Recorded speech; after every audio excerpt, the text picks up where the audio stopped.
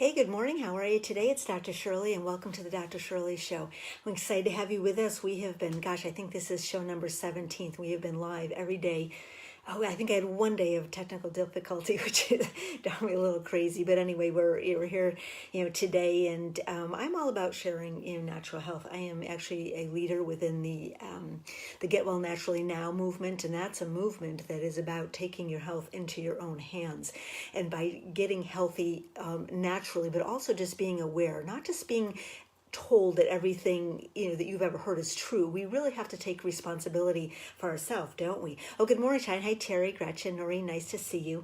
So this is a lot of this natural health is about responsibility, about making choices, yes, but also just delving just a little bit deeper and exploring some of these topics, because when we feel good, we can do so many things with our life, okay? We really can. I mean, if you don't have any energy, you're not sleeping well at night, your right knee's killing you, you're bored in your relationship, you're not doing what you really want to do. How do we live the life we really want to live, right? And don't we all want to do that? Don't we all have dreams, and don't we all have desires, and don't we all want to experience as much as we can in this one life? And I guess depending on your belief system. So today we're going to be talking about men's health, and I think this is a really important issue.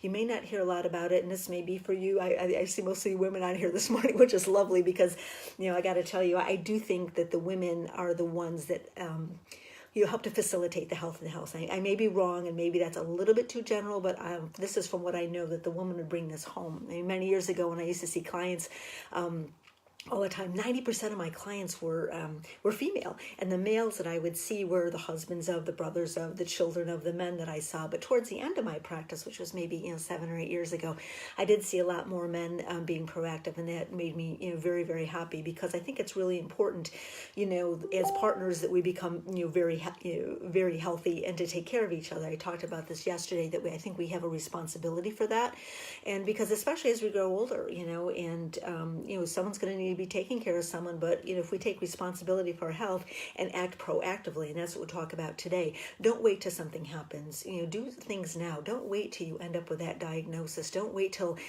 something goes out of whack and may not ever come back again. And take care of yourself now, so you can act in a preventative way. Okay, so let's talk about men today. These are just a couple little fun facts. So good morning, Chuck. Happy birthday. Hi, Matthew. Nice to see you. Hey, Patty. Nice to see you. Men on average, believe it or not, watch an average of 3 hours a day of TV. Now, I don't know if that's an escapism thing, and I actually can't even contradict that a little bit with what women watch. But with this amount of TV, sometimes there's a chance towards being more sedentary, right? The other thing is that 2 out of 3 men take less than 20 minutes to eat. So what does that mean? Is that just a fun fact? Or is that really mean something else? And what it does mean is that, number one, when we're eating our food quickly, we're not allowing things to absorb and digest. Our enzymes actually start to digest food within our mouth, and then we get that satiation feeling. We get satisfied after about 20 minutes or so. Okay, so this takes a little while. So if you're just stuffing your food down, and again, men move at a little bit faster pace, and I always will laugh, because don't you think that men take bigger bites than women? I mean, I can eat like a little sandwich, like, eat it forever, and Mark would be eating that a little bit quicker. So with that, 84% of men are more likely to be fat, those that eat quickly. Okay, so try to slow down your eating patterns. Now, this is a statistic that can kind of go both ways. Hey, Liz, nice to see you. Good morning, Debbie. Sarah, nice to see you. 25% of men skip breakfast. Now, if you took this back about 5 years, you'd say, wait, we got to have breakfast, especially here in America. Get out the cereal, get out your toast. And this is not the case. I know we have people watching from all over the world. So whether that's in Europe and whether it's in the Asian countries, I mean, people don't start their breakfast with a bunch of carbs and sugar and things like that. They'll start with protein. So now you may or may not know about intermittent fasting. I did a really great video on it. You can find it on my Facebook page, or you can find it on my YouTube channel. So maybe this isn't such a bad thing, because the skipping breakfast really allows our body to burn more body fat. We used to think that, we could hardly make it through the day without breakfast. But to give you an example, I ate dinner a little bit later last night, maybe 7-ish. Went to yoga this morning, didn't have my protein drink to about 10 a.m. So that has been 15 hours, and that is actually very good. because we're allowing our body to utilize protein and also to burn up more body fat.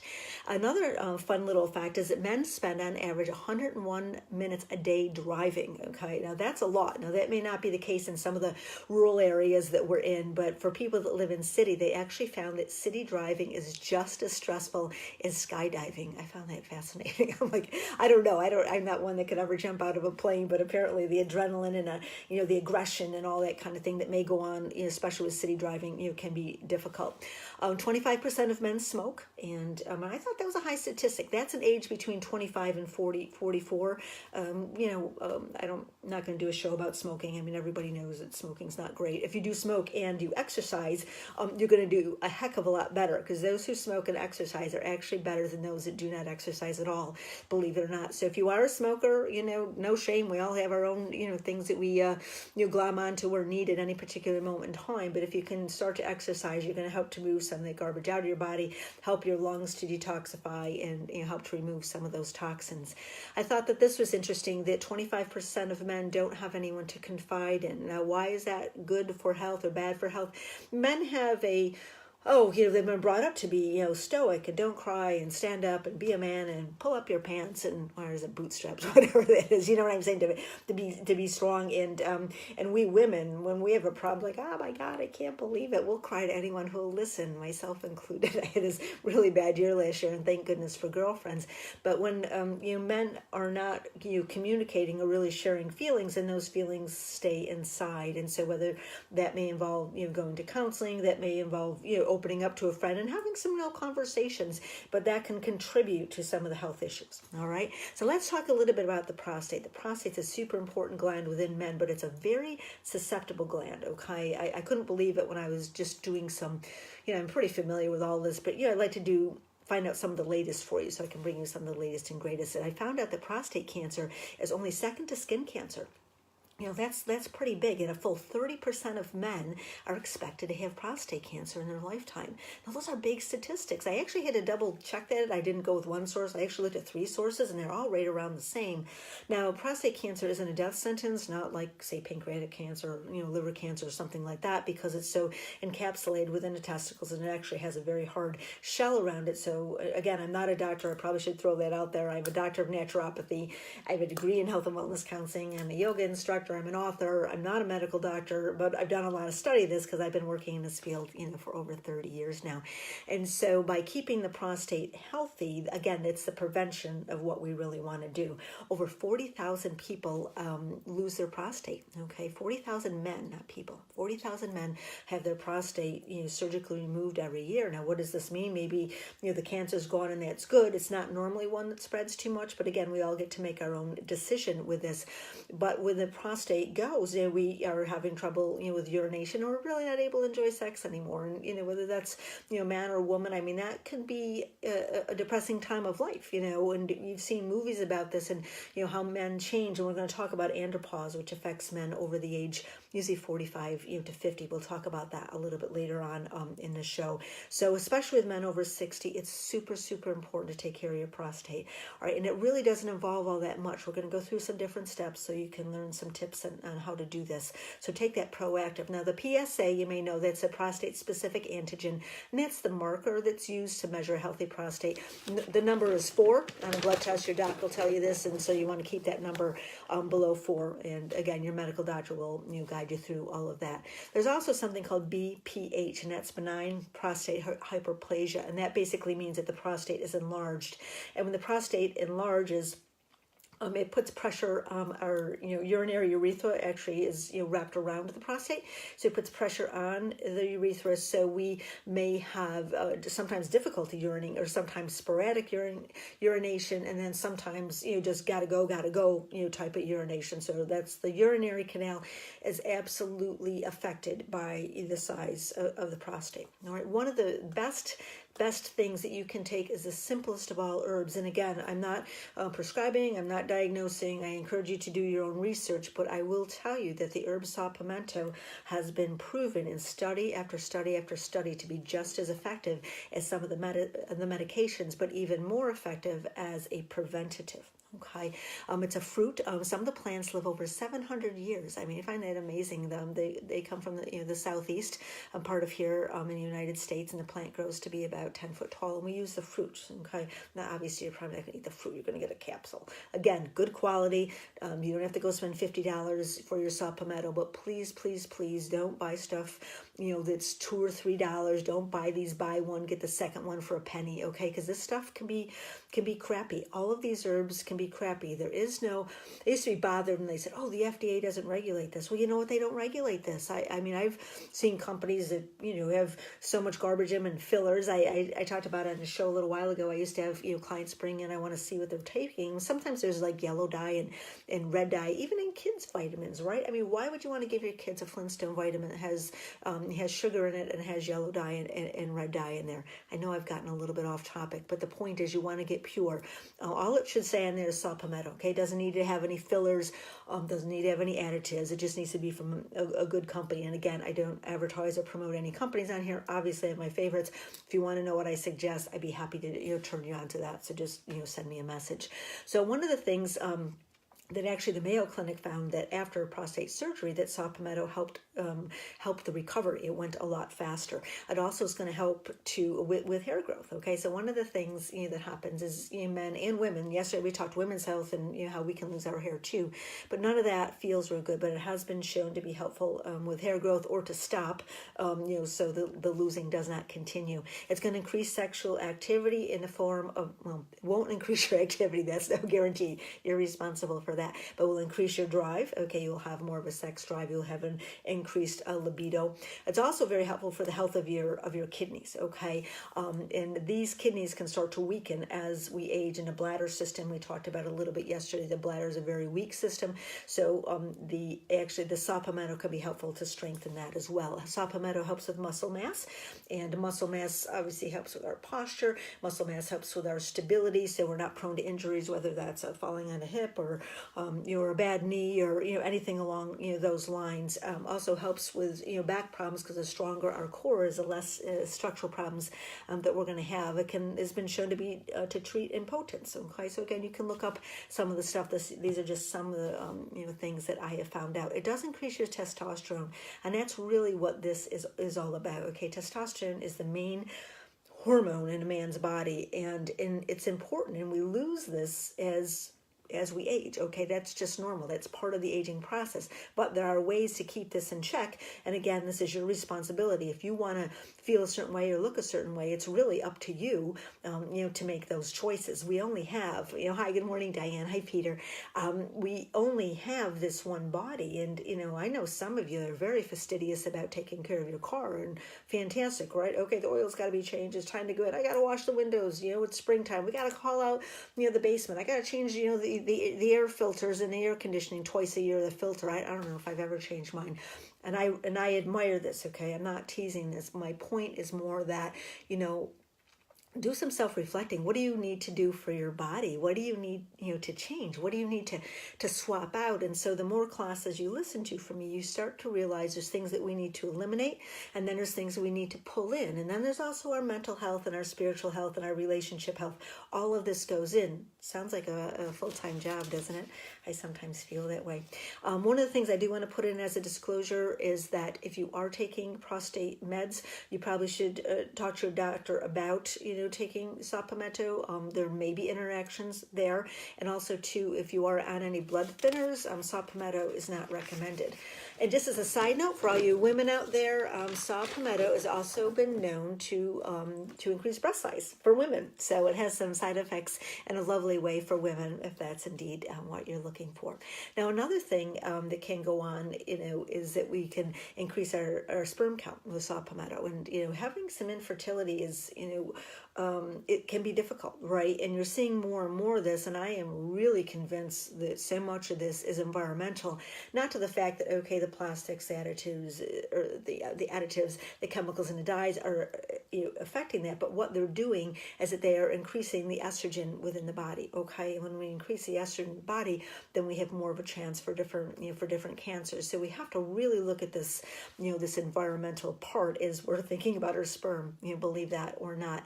One of the things that can really play havoc with our sperm is our phone. So you're thinking like, okay, what am I doing? But really, and also too for women. But if you putting that phone in your front pocket, that's on your testicles, is going to raise the heat in the testicles, and it's going to kill off the sperm. It's one of the reasons that the man's scrotum is located outside the body, because it needs to be a little bit cooler in order for it to produce the sperm that you want it to. You just need one, right? You just need one to kind of hook up. But back to the phone a second. I mean, I cringe sometimes when I see women take their phone and just like kind of stick it in their bra and be like, oh, okay, I don't need to worry about this. But I mean, it's kind of crazy. I mean, our phone gives off all this electromagnetic energy. We don't even know the half of what it's doing to our body. So the fact that you would, put that, on an organ or somewhere on your body, I mean, just keep it the heck away. I'm going to do a whole class actually on sleep very shortly. It might be, tomorrow, the next day, but we'll talk about that and picking our phones up in the middle of the night. Some of the other things, smoking decreases our sperm count, like it does havoc to many other parts of the body. High fructose corn syrup, you don't see this quite as much because it got such a bad name, but they're disguising under different names. So your high concentrated sugars are going to decrease the sperm count. The other thing is as free radicals. And we talked about free radicals. Those are the runaround cells that go around kind of damaging and nibbling at our other cells. So we want to take antioxidants. Those can be like pycnogenol's, those can be, some of your herbals, your vitamins A and E are all, considered to be, antioxidant in nature. So increasing, and then of course your fruits and vegetables, nuts, seeds, grains. I mean, I'm not all about just taking supplements. We got to have real food, and we'll talk about more in another class. But foods that don't have preservatives, they don't have additives. There's so many natural options right now. There's no reason to say it's expensive, because it just isn't. I mean, places like Aldi's have these organic berries I'll buy for my protein shake. They even have their almond milk as $1 cheaper, and it's organic. Places, those of you in the Northeast that would go to Wegmans, wonderful, wonderful choice. And of course the Whole Foods and Trader Joe's, you spend some time in there and you'll get really excited about the quality of food that you can put into your body. Plastics cause a problem with sperm count. We're talking plastic wrap, Tupperware, or any of the plastic, the Gladware. These things leach, okay? These are carcinogenic plastics. They get into our body. They stay in our body. They make us fat. They raise our estrogen.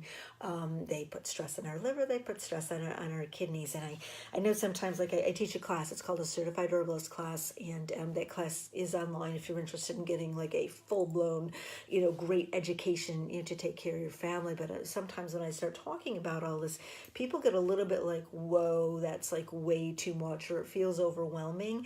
And I get that, and sometimes I just start spewing some of this. But if you can just start to make some small changes, that's really what this is about. Take some notes, do some changes, and then celebrate those changes. Like something like some of the ketchups have a ton of syrup and high fructose corn syrup. Some ketchups even have red dye in them. Why? The tomato's already red.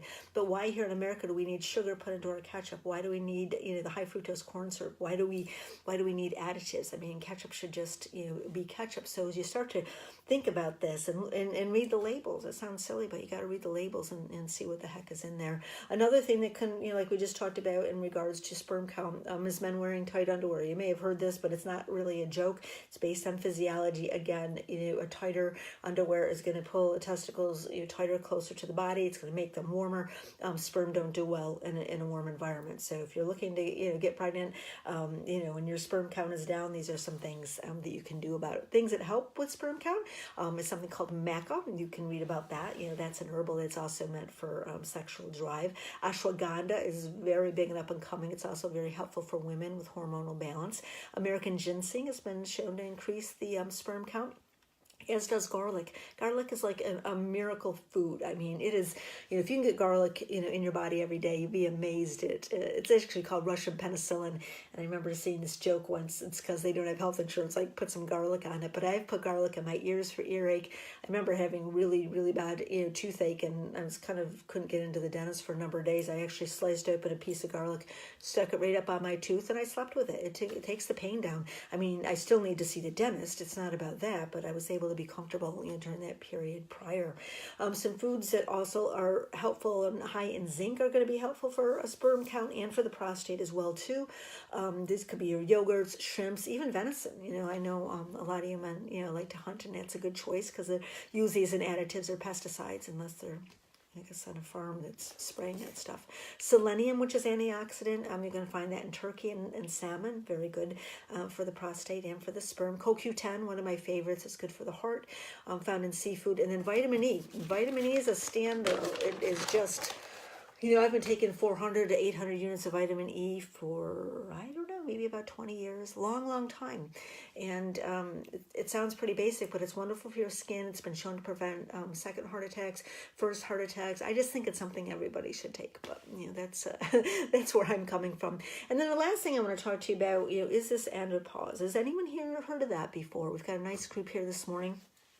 It's not something that's talked about. There's a lot of talk about menopause, and women start reaching into the menopause into their 45, 50, years old. And menopause normally lasts for a couple years. And now andropause is, men have a male change of life, if you will, but it's longer and it's slower. It's actually 10 to 12 years. So it's not quite like women are like, oh, she's at menopause because she's crazy and has anxiety and she's weeping and her waist got bigger and, and all this kind of thing. And so we know a lot about that. So, Chuck says no, he hasn't.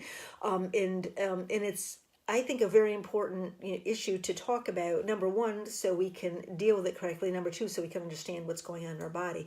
Andropause basically means that when your body starts to produce less testosterone. That's just it. It's part of the aging process. It is a naturally occurring process within the body, but a lot of times men don't know what's going on in their body, and there's not a lot of doctors that do this. Thank goodness there's a lot more. I talked about one of the local places here in Rochester, but especially in the bigger cities, whether you're in Chicago, LA, or Boston, or New York, and of course overseas, you're going to see a lot more of this. We have these anti-aging doctors who are taking some of these tests. Now, you could go to your regular MD, and again, I'm not anti-medical, but I do believe that some of these tests are not accurate because you can't just have your testosterone taken.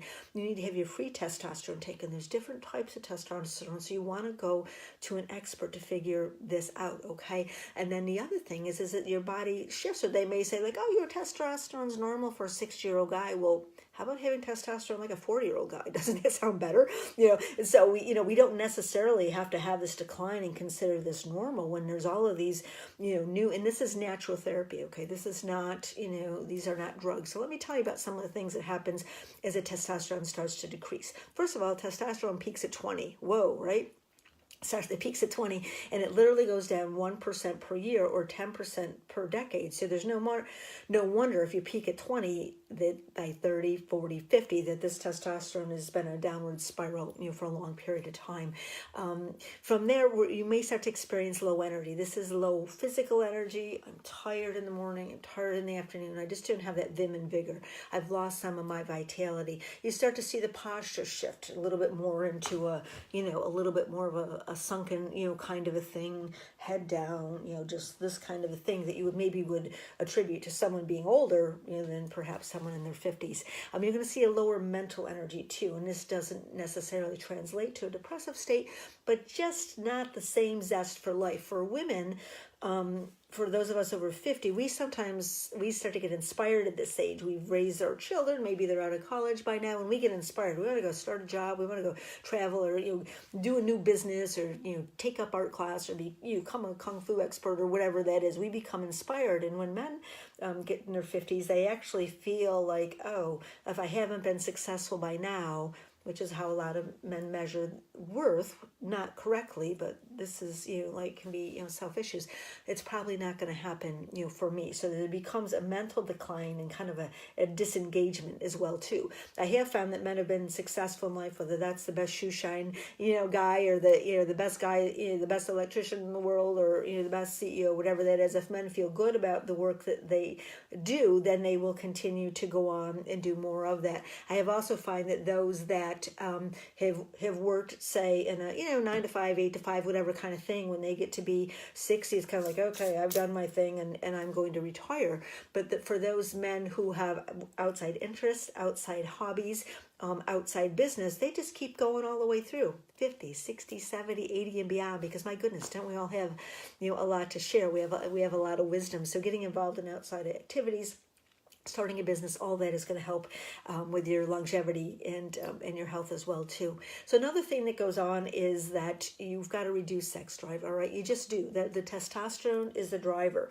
You see these young boys right in college and high school, and it's like that's all they can think about, or men in their 20s. But when there's enough testosterone there, and you can almost see this guy walking around that's got a lot of testosterone, that doesn't necessarily translate to sexuality, but it translates maybe to bigger head of hair, maybe to stronger muscles, whatever that may look like.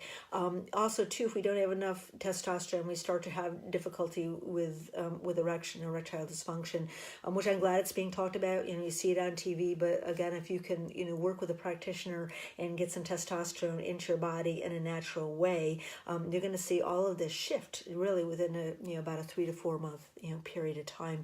Experience when the testosterone drops, a lack of muscle mass, so you don't have maybe those deltoid shoulders, your biceps aren't quite as puffy as they used to be. Your legs might start to get thinner because the muscle mass drops.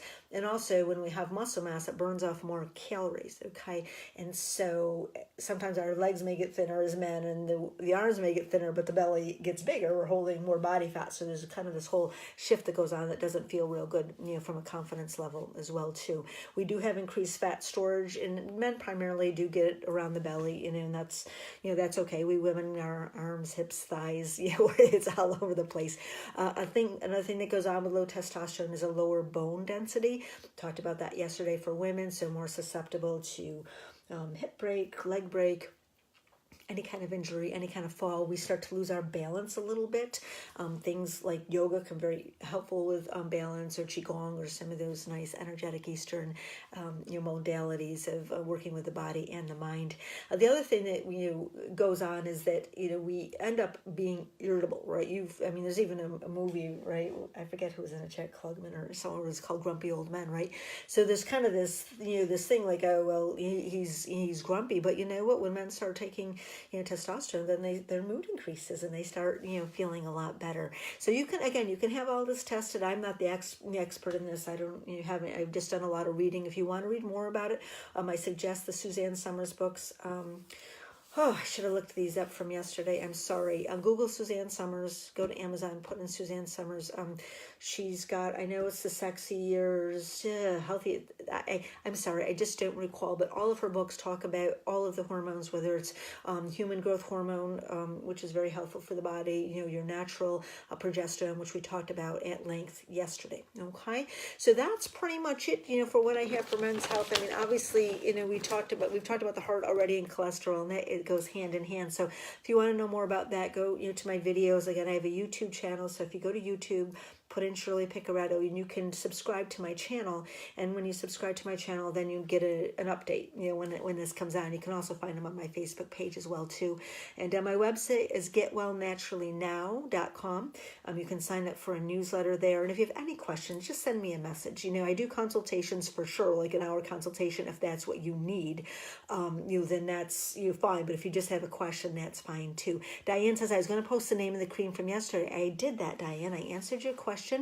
I posted the exact name of the cream. It just escapes me because it's not sitting in front of me. But I did post that on yesterday, and I think I posted under your name, and that was the progesterone cream, which is for women. And I think the last thing I was going to say, there is some testosterone like homeopathics out there that are sold over the counter. I don't put a lot of weight in them. I've not seen a lot of success with them. So just don't go Googling testosterone and think you can buy anything off the internet and have success with it. You really need a professional. You need your levels to be measured on a regular basis if this is a therapy that you choose to engage in. So is there any other questions I can answer for anyone? Any comments? If you've liked what you heard, could you please press the like button or the love button or whatever you want to do? I want to get this information out to as many people as possible because I personally want to lead this movement of getting well naturally. I just think there's so much to it. And again, it's all about the quality of your life. So if I can help you in any way, if you have any suggestions about any classes, I'm going to be doing anti-aging and I'm going to be doing sleep this week. So these are at 11 o'clock. You can change your notifications if you want to get notified, or you can catch it anytime. And of course, you can share that as well too. So try to submit to YouTube, but did not find it. Okay, it's under Shirley and then Picaretto. You can just see my name there. And if you just type that in across the top, I don't know how many videos are up there. I don't know, maybe 20, 25, 30, something like that. Some are older from a couple years ago, but they're still all, super good. And if you can't find it, we'll talk more. But have yourself a great day. I appreciate all of you. Thanks for tuning in. Go change your life. Take responsibility for your life, and you'll end up living the life that you really want to live. Have a wonderful day. Bye now.